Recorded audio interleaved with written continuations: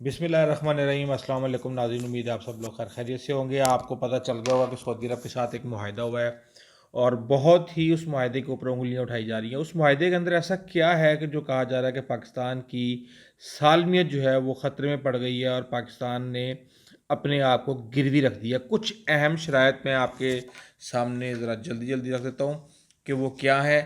एक तो ये शराइत होती है कि जो भी मुल्क पैसे देने वाला मुल्क होता है उसका कानून हमेशा लागू होता है उस मुआहदे के ऊपर, और जब भी कोई डिस्प्यूट पैदा होता है तो उस मुल्क का कानून लागू होता है। ये शर्त मानने वाली, या ये शर्त इसके अंदर, इस मुआहदे के अंदर रखी गई है कि जो $3 बिलियन पाकिस्तान के बैंक में रखवाए गए हैं सऊदी अरब की तरफ से, उसके ऊपर 4% यानी 4% उसके ऊपर सूद लगेगा। जबकि जो पेट्रोल मिलेगा हर माह $10 करोड़ का जो पेट्रोल मिलेगा उसके ऊपर भी 3.8% सूद देना पड़ेगा। वैसे तो इमरान खान बड़ी रियासत मदीना की बातें करते हैं, लेकिन बहरहाल चलें, अब आप 1 लीटर पेट्रोल जब आप ख़रीदेंगे तो उसके अंदर आप सूद के पैसे अदा कर रहे होंगे, चाहे आप सूद को पसंद करें या ना करें। अब इसके अंदर कहा यह गया कि जो भी शराइत इस मुआहदे की शराइत हैं, अगर उनमें से कोई भी पाकिस्तान अगर पूरी नहीं करता तो सऊदी अरब डिफ़ॉल्ट क्लेम कर सकता है। पाकिस्तान को बहैसियत डिफ़ाल्टर वो डिक्लेयर कर सकता है। जितनी भी पाकिस्तान के ज़िम्मे इंटरनेशनल ऑब्लिगेशंस हैं, अब वो इंटरनेशनल ऑब्लिगेशंस वो भी हो सकती हैं जो यूएन हमें कहे, वो इंटरनेशनल ऑब्लिगेशंस वो भी हो सकती हैं जो FATF हमारे से मुतालबा करे, वो इंटरनेशनल ऑब्लिगेशंस वो भी हो सकती हैं जो अमेरिका अंडर द टेबल हमारे साथ मुआहिदा करे या हमसे डिमांड करे। और उस हवाले से कहा ही जा रहा है कि शायद जो ड्रोन वो इस्तेमाल करना चाहता है, उस हवाले से कुछ उसके मुतालबात हैं और सऊदी अरब ने उसके बिहाफ पे हमारे साथ मुतालबा किया है। लेकिन ये तमाम की तमाम बातें एक तरह से मुबैना तौर पर की जा रही हैं, इसका कोई प्रूफ नहीं और ना ही इस तरह की बातों का कोई प्रूफ होता है। अब सऊदी अरब ने ये कहा है कि अगर वो चाहे, वैसे तो ये 1 साल का मुआहदा है, अगर वो चाहे तो 1 साल से पहले वो ये पैसे पाकिस्तान से डिमांड कर सकता है। ये भी एक आम सी बात है। लेकिन अगर ये कहें कि सऊदी अरब ने आज पाकिस्तान से ये मुतालबा किया है कि $3 बिलियन उसको वापस किए जाएं और पाकिस्तान को वो अमाउंट 72 घंटों के अंदर अंदर, ये तो एक ऐसी चीज़ है कि कोई हम किसी अपने जानने वाले को उधार देते हैं तो उसको भी ये हम नहीं कहते कि 3 दिन के अंदर अंदर हमें ये पैसे वापस किए जाएं। और सऊदी अरब ने ये शर्त रखी है कि 72 घंटे के अंदर अंदर पाकिस्तान ये पैसे वापस करेगा। सिर्फ यही नहीं, इसके अंदर बड़ी बड़ी बातें हैं, ये सारी मैं डिटेल आपको बताता हूँ। दूसरा, ये डिस्प्यूट होगा, ये मैं आपको शुरू में बता चुका हूँ कि अगर ये डिस्प्यूट होता है तो उसके जो सऊदी अरब का कानून है वो इसके ऊपर लागू होगा। और यही नहीं, वो मुल्क जिसके बारे में कहा ही जाता था कि पाकिस्तान की दोस्ती 2 मुल्कों के बारे में मशहूर है, एक सऊदी अरब और एक चीन, कि इन दोनों के साथ हमारी जो दोस्ती है वो हिमालय से ऊंची और समंदरों से गहरी है। लेकिन यहाँ पे एक तरह से इमरान खान के दौरे हुकूमत में मुंह पे कालक मल दी गई है, पाकिस्तान के मुंह पे कालक मली गई है। और वो कैसे कि इस मुआहदे के अंदर जो पाकिस्तान की जो सॉवरन इम्यूनिटी है उसको भी रखा गया है गिरवी, और कहा यह गया है कि अगर पाकिस्तान पैसे नहीं देता तो जिस तरीके से जो दूसरी हमारी ये IPPs हैं जो बार बार जाके हमारी सॉवरन इम्यूनिटी क्लेम कर देती हैं, पाकिस्तान की इंटरनेशनल जितनी भी प्रॉपर्टियां हैं जो कि $3 बिलियन की मालियत की होंगी, वो सऊदी अरब अटैच कर सकता है अपने केस के अंदर, आलमी अदालत में इस केस को ले जा सकता है।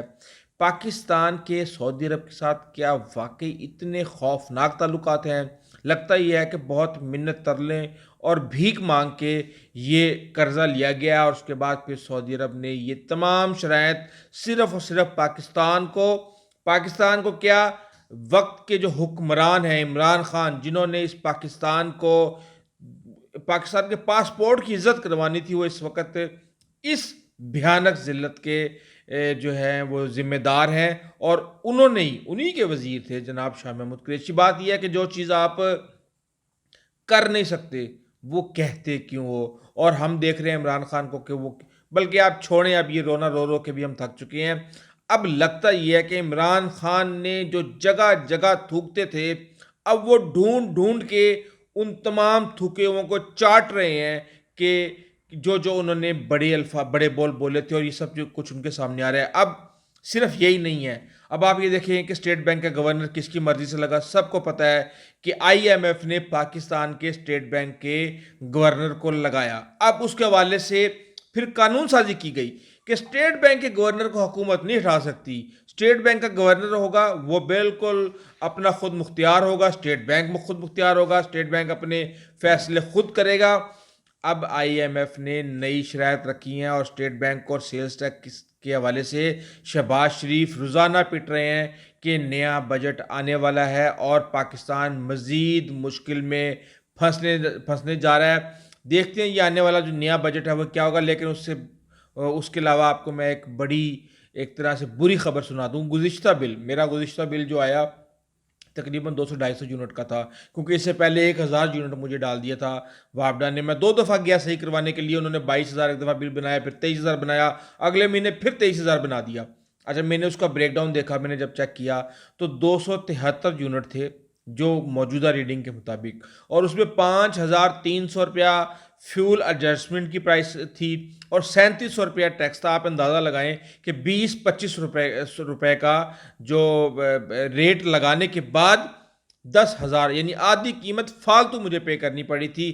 اب نیپرا کے پاس درخواست گئی ہے کہ جناب فیول ایڈجسٹمنٹ کی جو کی مد میں 4.25 روپے فی یونٹ جو ہیں وہ بڑھائے جائیں اور وہ لگائے جائیں۔ اب یہ جب آپ کو بل آئے گا تو آپ کو لگ پتہ جائے گا کہ کس بھاؤ بک رہی ہے۔ مجھے سمجھ نہیں آ رہی کہ ملک اس وقت کس طرف جا رہا ہے۔ عمران خان روزانہ آ کے ہمیں بھاشن سناتے ہیں، کبھی ریاست مدینہ کا بتاتے ہیں، کبھی ہمیں اخلاقیات کا سبق دیتے ہیں۔ ہمیں ایسے لگتا ہے جیسے ہم کتاب پڑھ رہے ہیں، کوئی 6ٹھی کی، کوئی 7ویں کی، کوئی 8ویں کی، لیکن جو اس ملک کے اندر ہو رہا ہے وہ انتہائی خوفناک حالات ہیں۔ گراؤنڈ ریالٹیز اگر آپ دیکھیں تو ہر روز کبھی مریم کی آڈیو آ رہی ہے، کبھی چیف جسٹس کی آڈیو آ رہی ہے، کبھی وزیروں کی آڈیو آ رہی ہے، اور پتہ نہیں کیا کیا ہو رہا ہے، اور اس ملک کو روزانہ اندھیرے میں دھکیلا جا رہا ہے اور جان بوجھ کے دھکیلا جا رہا ہے۔ اس حوالے سے جو بھی ہمارے پاس لیٹسٹ انفارمیشن آئے گی انشاءاللہ ہم آپ کو ضرور فراہم کریں گے۔